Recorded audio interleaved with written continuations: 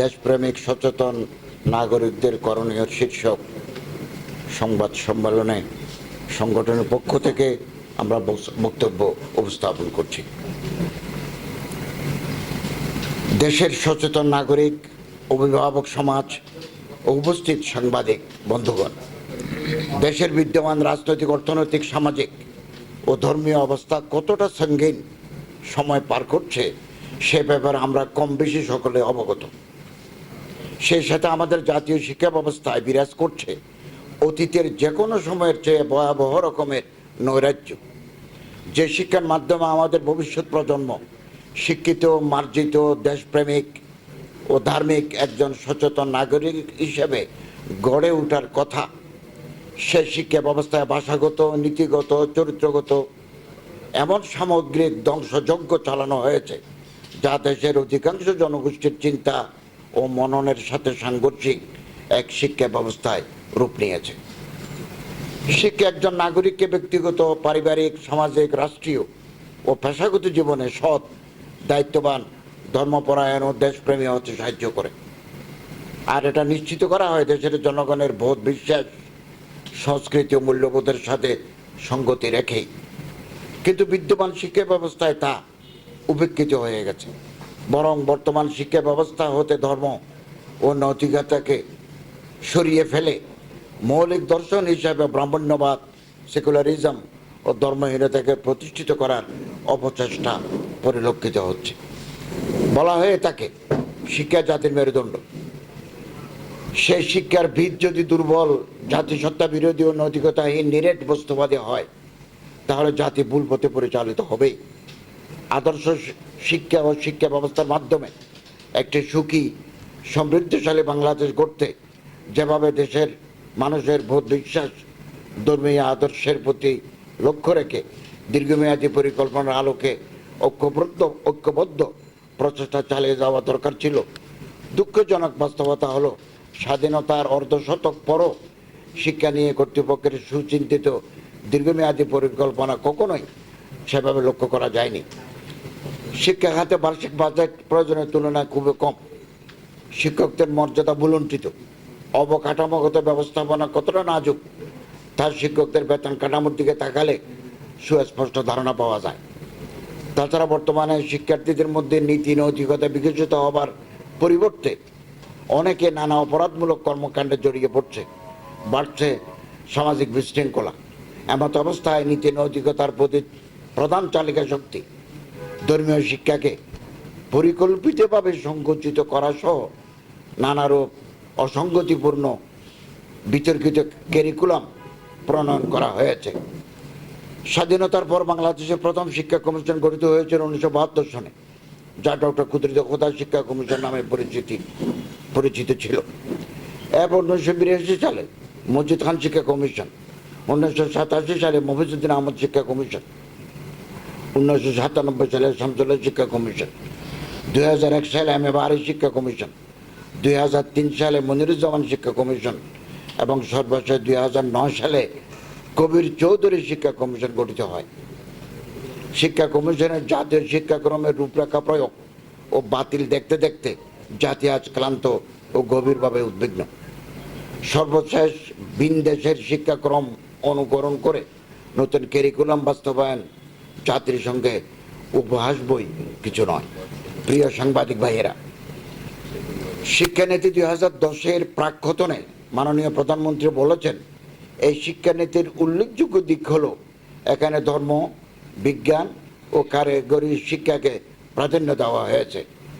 এই শিক্ষানীতির অধ্যায় 2 শিক্ষার উদ্দেশ্য লক্ষ্য নির্ধারণের 30টি পয়েন্টের উপর নীতিগত তাগিদ দেওয়া হয়েছে, যার দ্বিতীয় পৃষ্ঠায় 16 নম্বর পয়েন্টটি এইরূপ: প্রাথমিক ও মাধ্যমিক স্তরে শিক্ষার্থীদের নিজ নিজ ধর্ম ও নৈতিক শিক্ষার মাধ্যমে উন্নত চরিত্র গঠনে সহায়তা করা। 21 পৃষ্ঠায় বলা হয়েছে, নৈতিকতার মূল উৎস হচ্ছে ধর্মশিক্ষা।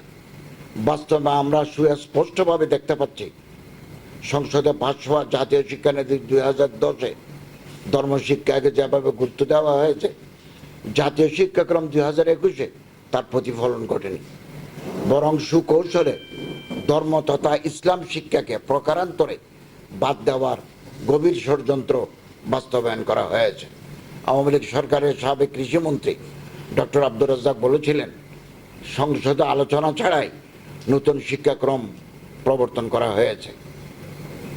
দৈনিক শিক্ষা, সরকার জাতিকে তথ্য জানিয়েছেন এরকম, কিন্তু বাস্তবে জাতিকে অন্ধকারে রেখে বাস্তবায়ন করছেন অন্যরকম। এনসিটিবি জাতীয় শিক্ষাক্রম রূপরেখা 2021-এ উল্লেখ করেছেন, চতুর্থ শিল্প বিপ্লবের পর প্রযুক্তির উৎকর্ষের কারণে এ বিশ্বে প্রতিনিয়ত বদলে যাচ্ছে জীবন ও জীবিকা। চতুর্থ শিল্প বিপ্লবের জীবন ও জীবিকার কথা চিন্তা করেই ভবিষ্যৎ প্রজন্মের জন্য এনসিটিবি পাঠ্যপুস্তক রচনা করবে, যার ভিত্তি হবে বিজ্ঞান। কিন্তু এনসিটিবির সিলেবাসে বিজ্ঞান শিক্ষা কোথায়?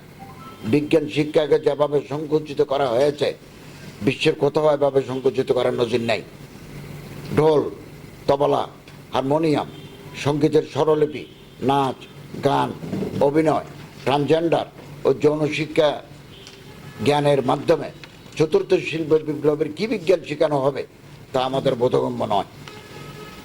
নতুন শিক্ষাক্রম নিয়ে ঢাকা বিশ্ববিদ্যালয়ের শ্রদ্ধেয় শিক্ষকবৃন্দের মন্তব্য, মন্ত্রী, আমলা এবং দলীয় বড় বড় নেতাদের মধ্যে যারা এই নতুন ক্যারিকুলামের ভূয়সী প্রশংসা করেছেন, তাদের একজন সন্তানও নতুন ক্যারিকুলাম বা বাংলা মাধ্যমে লেখাপড়া করছেন না, বরং এই ক্যারিকুলামে লেখাপড়া করতে হচ্ছে মধ্যবিত্ত, নিম্ন মধ্যবিত্ত বাংলার কৃষকের সন্তানেরা।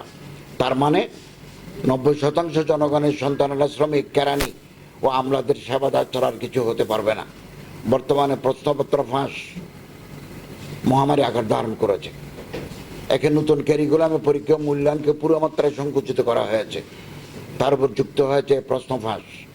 শিক্ষানবিশ শেষ করার পর ছাত্ররা চাকরির বাজারে যাবে, নিজের মেধা ও যোগ্যতার স্বাক্ষর রাখবে, নিজের পরিবারের মুখে হাসি ফুটাবে, কিন্তু বিভিন্ন দলীয় ছত্রছায়ায় গড়ে ওঠা কিছু চক্র প্রশ্ন ফাঁসের মাধ্যমে প্রকৃত মেধাকে গলা টিপে হত্যা করে চলেছে। চক্রে জড়িতদের দৃষ্টান্তমূলক শাস্তি দাবি করছি। সারা দেশের শিক্ষার্থী ও তরুণরা চাকরিতে কোটা বাতিলের আন্দোলনে সরব রয়েছে।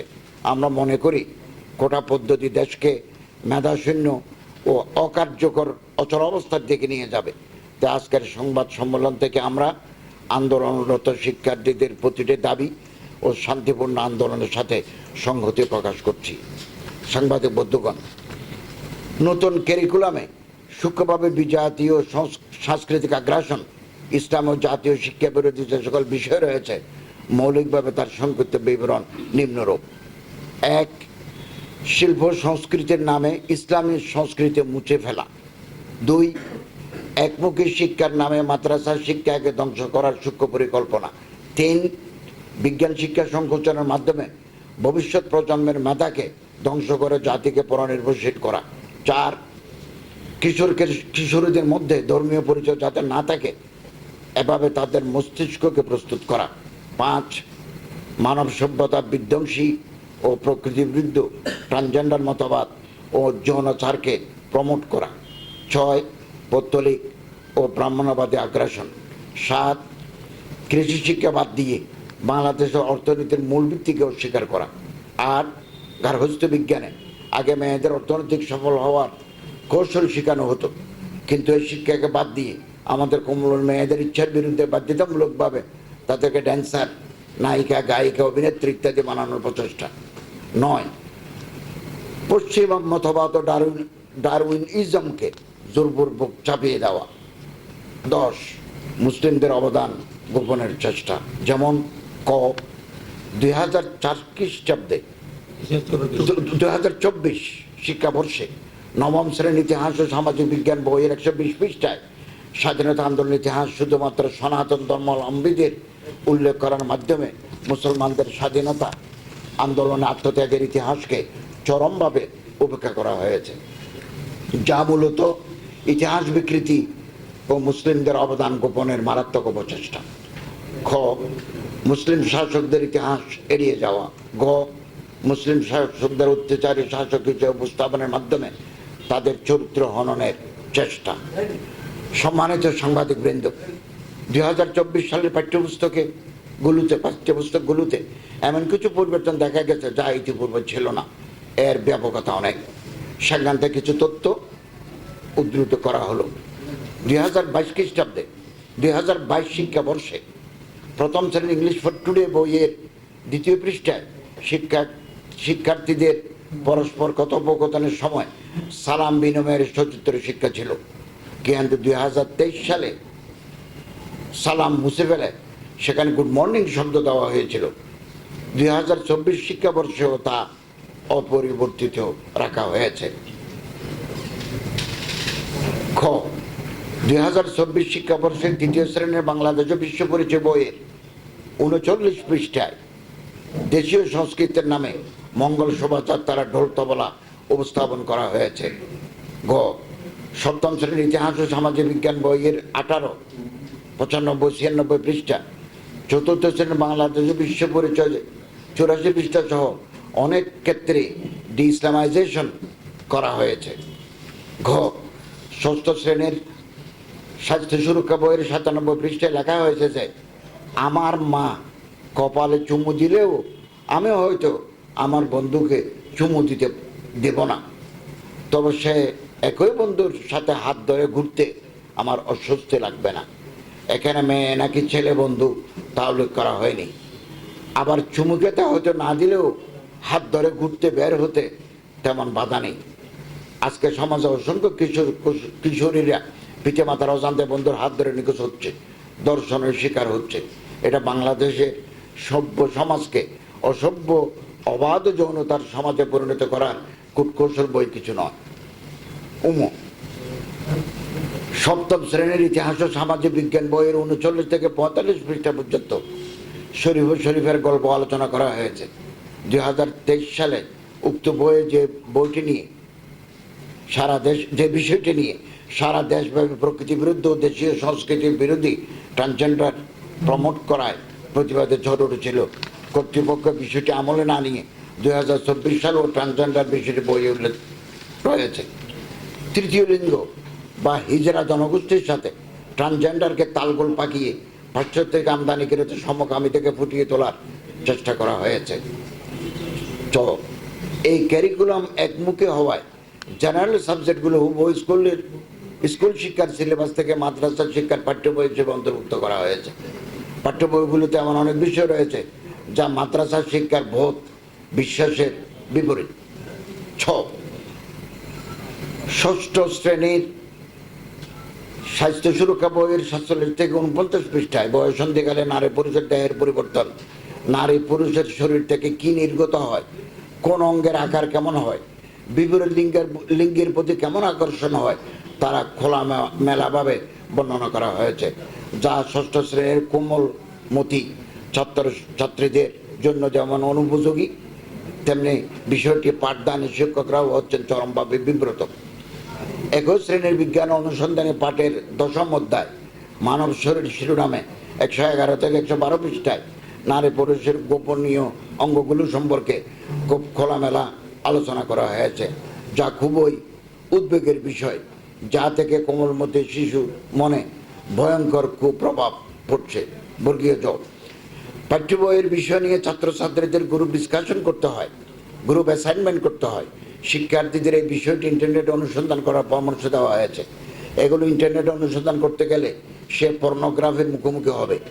এভাবে স্পর্শকাতর বিষয়গুলো প্রকাশ্য আলোচনার মাধ্যমে লজ্জার বাঁধন উঠে যাবে এবং যে কোনো অনৈতিক কাজে তাদের অনায়াসে জড়িয়ে পড়ার আশঙ্কা রয়েছে। 8ম শ্রেণীর ইংরেজি বইয়ে ভাষার চেয়ে সাহিত্য বেশি। আমরা মনে করি অনার্স মাস্টার্স লেভেলের গল্প ও কবিতার পাঠ 8ম শ্রেণীতে নিয়ে আসা হয়েছে। এই বয়সী শিক্ষার্থীদের জন্য সাহিত্যের জ্ঞান অর্জন করতে পারা ততটা সহজ নয়, ফলে ইংরেজি শিক্ষার প্রতি শিক্ষার্থীদের ভীতি সৃষ্টি করবে। নিয়ম 6ষ্ঠ শ্রেণীর বইতে ট্রান্সজেন্ডার নারীদের বিশেষ পোশাক QR কোড যুক্ত করা হয়েছে। সাংবাদিক ভাইরা, আমরা মনে করি সকলের মেধা ও প্রতিভা কখনো এক হবে না, কিন্তু সরকার, অভিভাবক এবং ছাত্রছাত্রীদের লক্ষ্য প্রতিভার বিভিন্নতা বিবেচনা না করে বাধ্যতামূলকভাবে সকল ছাত্রীদের একমুখী মডেলে তৈরি করতে চান। শিক্ষা ক্যারিকুলাম 2021 সবচেয়ে উদ্বেগজনক বিষয় হলো প্রায় প্রতিটি বিষয়ে সবচেয়ে কম মেধাবী ছাত্রের কথা বিবেচনা করে পাঠ্যপুস্তক প্রণীত হয়েছে, যা বিজ্ঞান বইগুলোতে চোখ রাখলেই এর বাস্তবতা লক্ষ্য করা যাবে। এতে করে আমাদের মেধাবী ছাত্রছাত্রীরা তাদের মেধার বিকাশ করতে পারবে না, ফলে বহির্বিশ্বের সাথে প্রতিযোগিতায় টিকতে পারবে না। জাতি হিসেবে আমরা পিছিয়ে পড়ব। উপরোক্ত স্পর্শকাতর সংকটগুলোর সমাধান করবে দেশের স্বার্থে এবং আমাদের ভবিষ্যৎ প্রজন্মের মেধা বিকাশের লক্ষ্যে আমরা নিম্নোক্ত দাবি উপস্থাপন করছি। আমাদের দাবিসমূহ: 1. বিতর্কিত জাতীয় পাঠ্যক্রম বাতিল করতে হবে। 2. বিদেশের অন্ধ অনুসরণ নয়, বরং যুগোপযোগী শিক্ষা ক্যারিকুলাম প্রণয়ন অভিজ্ঞ দেশপ্রেমিক শিক্ষাবিদ ও ধর্মীয় বিশেষজ্ঞ ওলামায়ে কেরামের সমন্বয়ে শিক্ষা কমিশন গঠন করা। 3. পাঠ্যপুস্তক হতে বিতর্কিত ও ইসলামী আকিদা বিরোধী বিষয়সমূহ বাদ দেওয়া। স্কুল ও মাদ্রাসায় সকল পাঠ্যপুস্তকে বিজাতীয় সংস্কৃতি, অন ইসলামিক শব্দ ও অশ্লীল চিত্র মুক্ত রাখা। 4. মাদ্রাসা শিক্ষা ক্যারিকুলাম মাদ্রাসা সংশ্লিষ্ট আলেম, ইসলামিক স্কলার, শিক্ষকদের দ্বারা পরিমার্জন করা ও আলিয়া মাদ্রাসার স্বকীয়তা বজায় রেখে স্বতন্ত্র ক্যারিকুলাম প্রণয়ন করা। 5. দশম শ্রেণী পর্যন্ত স্বধর্মীয় শিক্ষা বাধ্যতামূলক করা। প্রকৃতি বিরুদ্ধ ও দেশীয় সংস্কৃতি বিরোধী ট্রান্সজেন্ডার থেকে বাতিল ও শিক্ষা প্রতিষ্ঠানের ভর্তির ক্ষেত্রে ট্রান্সজেন্ডার কোটা বাতিল করা। সমাজে অবহেলিত হিজড়া জনগোষ্ঠী সুশিক্ষা নিশ্চিতকরণের লক্ষ্যে সুস্পষ্ট নীতিমালা প্রণয়ন করা।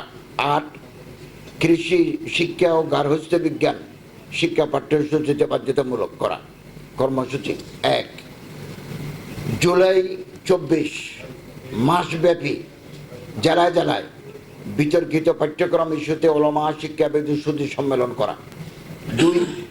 আগস্ট সেপ্টেম্বর 24 থানায় থানায় ওলামা সুধী সম্মেলনের আয়োজন করা। 3. সেপ্টেম্বর মাসের শেষ সপ্তাহে বিতর্কিত পাঠ্যক্রম বাতিলের দাবিতে ঢাকায় জাতীয় সম্মেলন আয়োজন করা। এটাই ছিল আমাদের আজকের সংবাদ সম্মেলনের চুম্বক অংশ।